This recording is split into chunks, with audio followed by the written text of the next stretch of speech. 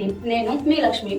August 1న ప్రధాని మోడీ చేతుల మీదుగా భోగాపురం విమానాశ్రయం ప్రారంభ వేళ ఉద్యోగాలు ఉపాధి హామీల పేరుతో రైతులను యువతను మోసం చేశారని సిఐటియు జిల్లా ప్రధాన కార్యదర్శి టివి రమణ అన్నారు.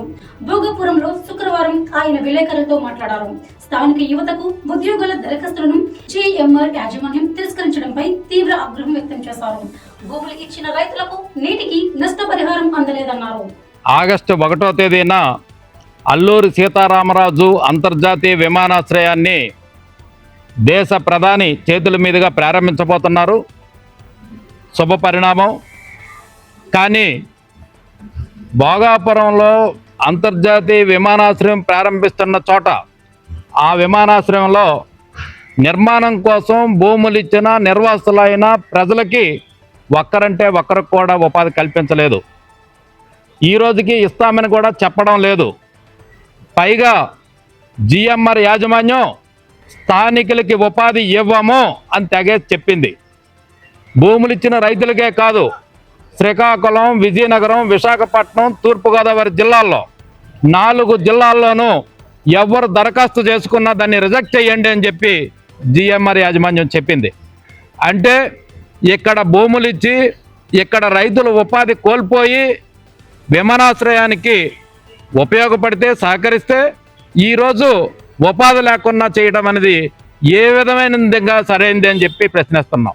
అదే సందర్భంలో భూ సమీకరణ చేసేటప్పుడు తెలుగుదేశం పార్టీ నాయకులు ఆ రోజు విమానాశ్రయం వస్తే మీకు ఉపాధి కలుగుద్ది, మీరు అభివృద్ధి చెందుతారు, ఈ ప్రాంతం అభివృద్ధి పదంలో పయనిస్తుంది అని చెప్పారు.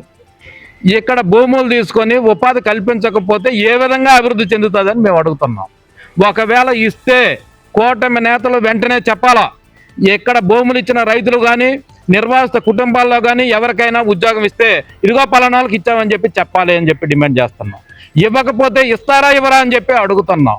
మేము చెబుతున్నది ఒక్కటే, భూమి తీసుకున్న రోజున భూమి పోతే మేము ఎలా బ్రతకాలని అంటే మీకు భూమి ఇచ్చిన ప్రతి ఒక్కరికి ఉపాధి ఇస్తాము అని చెప్పి ఆ రోజు అధికారులు నాయకులు చెప్పారు. ఈరోజు లేదు, అందరికీ కనిపిస్తున్నది. కాబట్టి ఉపాధి లేని అభివృద్ధి ఏమి అభివృద్ధి అని అడుగుతున్నాం. మరి ఇక్కడ చదువుకున్న నిరుద్యోగ యువతీ యువకులు ఏ విధంగా ఉపాధి పొందాలి అని అడుగుతున్నాం.